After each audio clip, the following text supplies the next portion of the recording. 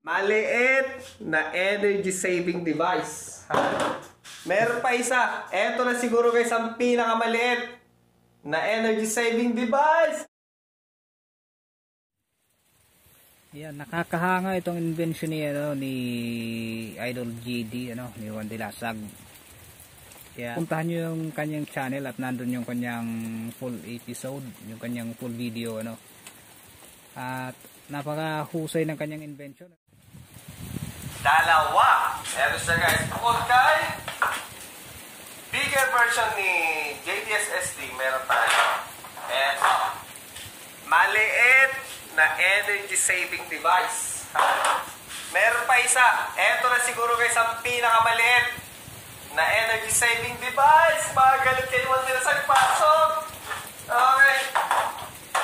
Marami nang nagme-message kay Juan de Lasag sa aking Facebook account. Marami nang interested.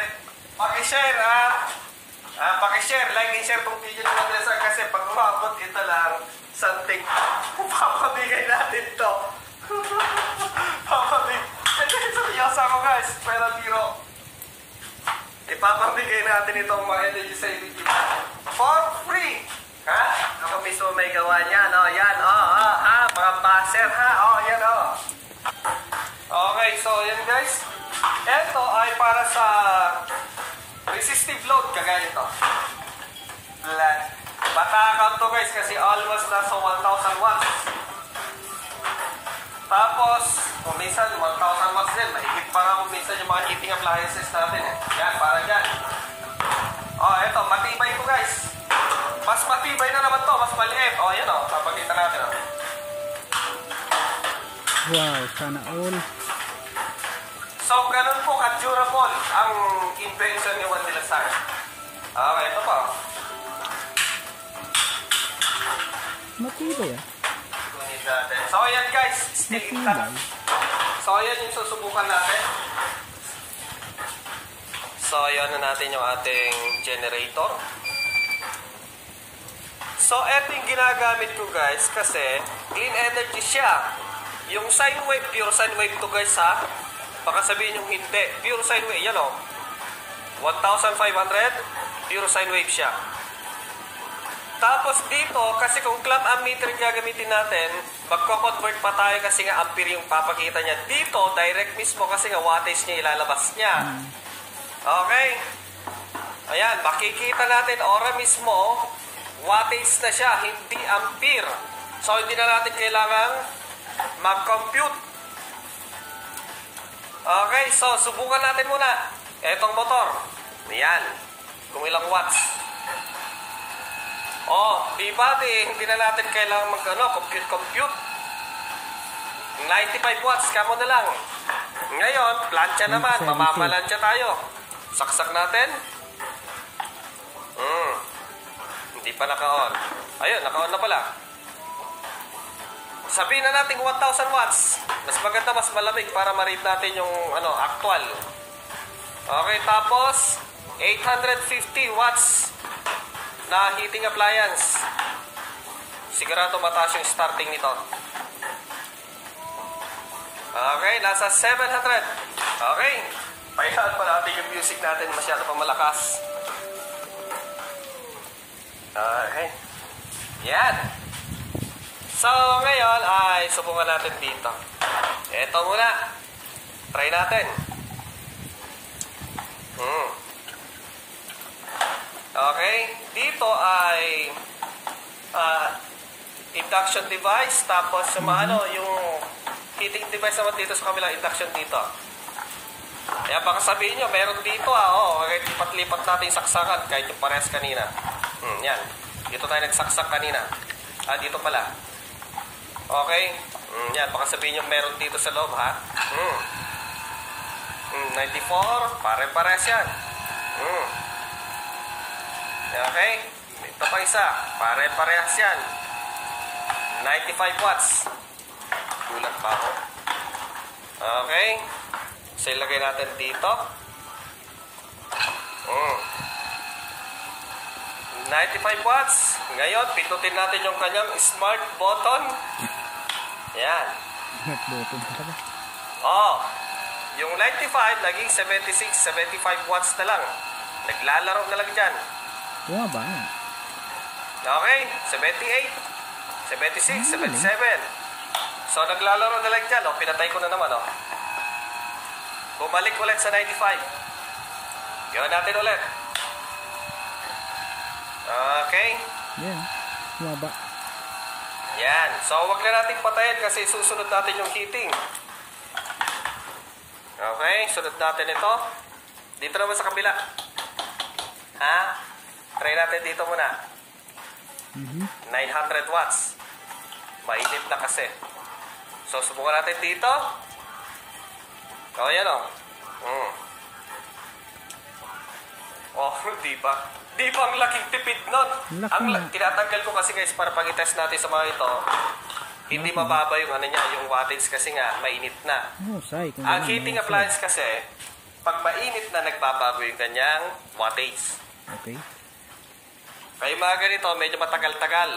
Okay, subukan natin. Ito muna. 700 or 800. Dito naman. Baka sabihin nyo, iba yung pinagsaksakan ko ha. 157.56 watts. Ako masasabi. Pakuloy natin. Wala masasabi. Taas ang baba. Ang laki ng baba. Naririnig nyo yan? Kumukulo na siya guys. Oh, yan oh.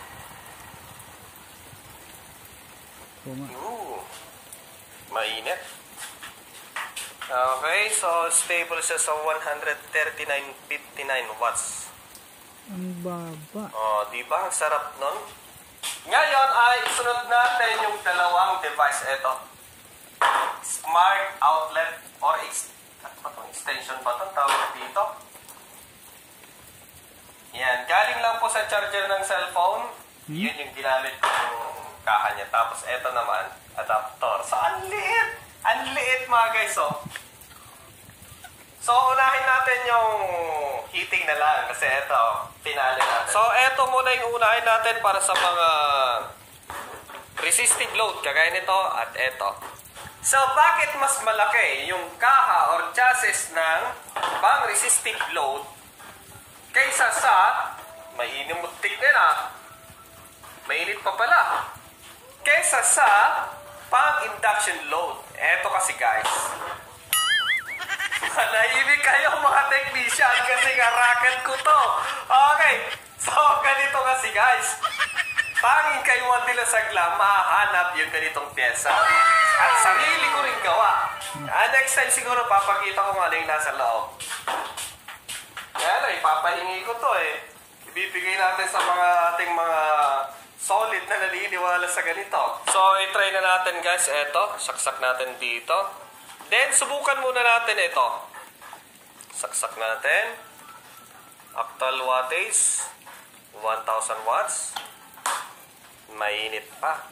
Okay, so, saksak na. Wag dito kasi nga, ibang saksakan niya dito ulit. Para malinis. So, ayan o. Yan. Okay, para walang daya. 166 watts. Tanggalin na natin para hindi masyadong uminit para sa test nating susunod. Galing. Mainit na, wag mong susubukan, Mandilasag. Ha? Ulit pa, isa pa. Ha? Baka may nakasaksakang iba, wala oh. Pagsaksak natin, nagre-response ka agad oh. Magaling, magaling. Kung ganyan ang konsumo sa bahay, sigurado, kahit 1 to sawang plantya ang gagawin mo. Ayan o. Dumikit na. Isunod naman natin ito. 850 watts. Saksak muna natin dito. Okay, nasa 782 watts. 94, ganon. 792. Tapos, ilipat natin. Anong gusto nyo? Ayan o. Sisimulan na siyang kukulo. Doon din lang para walang daya.